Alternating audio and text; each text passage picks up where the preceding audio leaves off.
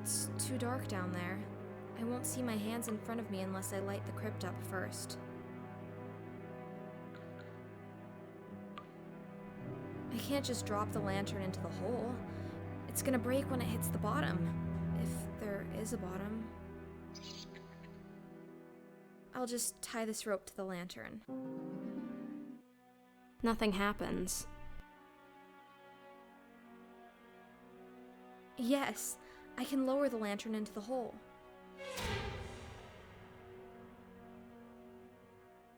Amazing. I must be directly underneath the mausoleum in the cemetery. I can't believe it. It's another letter. How did it end up down here?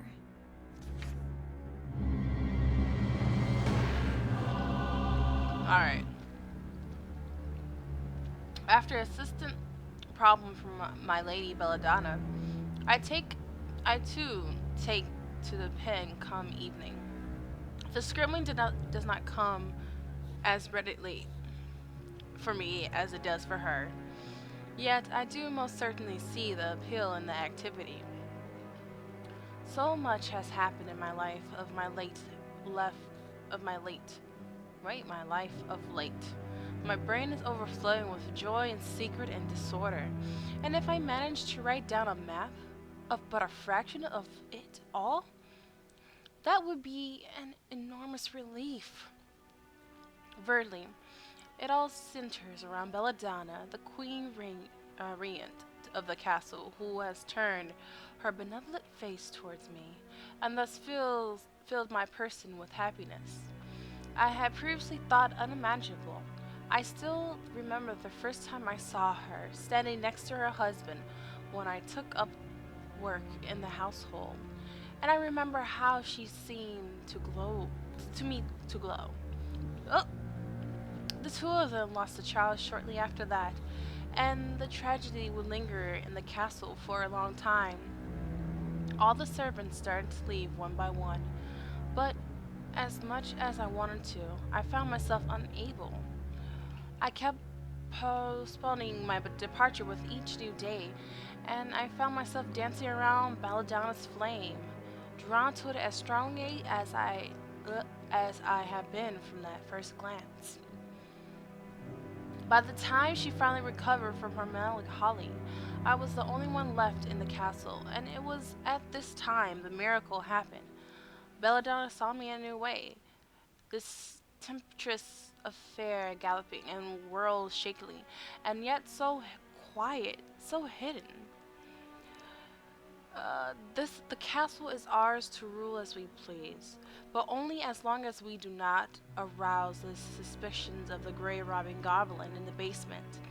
It is as if I stepped into one of the fairy tale stories my grandmother used to tell. But Nana's story always ended up with someone losing their head or being eaten alive. Though seemingly everlasting, this bliss of ours, a seed of doubt is growing in my heart. Belladonna is married, after all, and who I am to break their wedlock. Theirs is not a happy union, true, but I am seducing my love to break her vows and soil her soul, and what wretched ruins will that bring upon us? For a long while, Belladonna was all I dreamed about, my queen and my goddess, and my deepest wishes for her to let me into her life and let me worship her.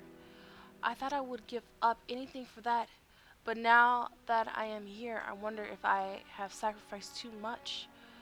Belladonna comes from a high society, and she doesn't realize just how much she takes for granted. It is still clear who is the lady and who is the servant. Can I keep on living like this, or will I have to do the unthinkable and leave her? I made Belladonna promise not to read anything I wrote, and looking at what I have just put down in ink, the way of that promise is clear. I have forged into words thoughts I did not know I had, and it is vital that these pages remain secluded from prying eyes. Secret upon secret, I shall hide this letter inside the old armor in the basement, whom I recall Ronald the Bard, where I doubt anyone can find it. I'm descending into the dungeon as soon as I'm done here, and I'll hide this note on my way, as the master has asked me to fetch him a certain plant from the greenhouse. It's strange as the whole situation is. I must still obey his request, if only to keep up appearances. And that's why you died. Ay. Ay. Time to go to armor. Another angel. Are you the third sibling? What did you do to get put down here? Is your name Gwendolyn? Here's Francisca's coffin, but the lid is much too heavy for me to lift. Maybe I could break it open, but I'll need some sort of big hammer or mace for that. The things one does for love. You look very peaceful, but I do so need your head. How shall I remove it? With some surgical tool from the laboratory, perhaps? Now to carefully remove the head. It's remarkably well preserved.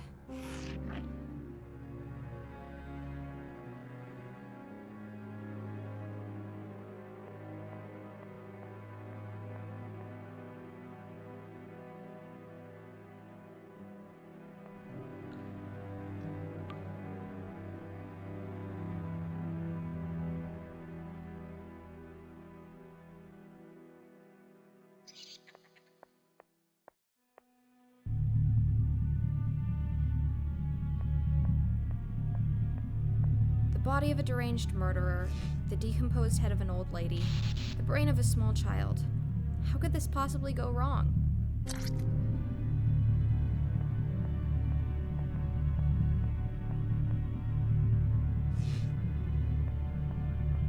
Welcome to the Lab of Horrors.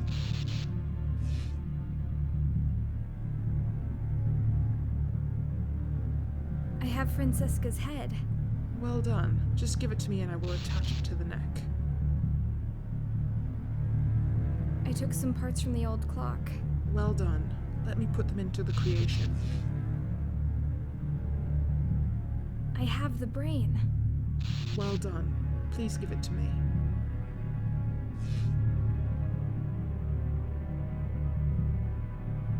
I found something else in the crypt. Another note.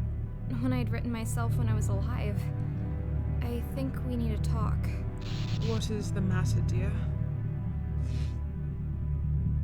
It's just... forget it.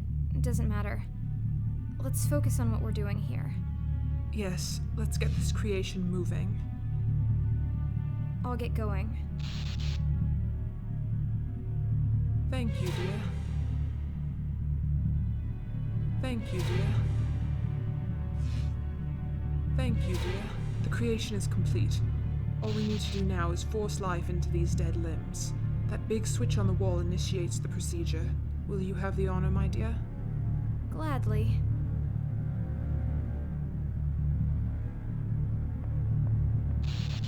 The time has come.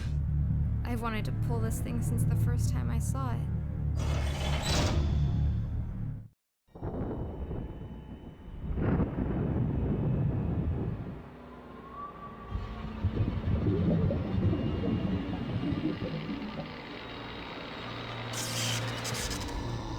It's alive. How was that the end? Where's part 2? What? What?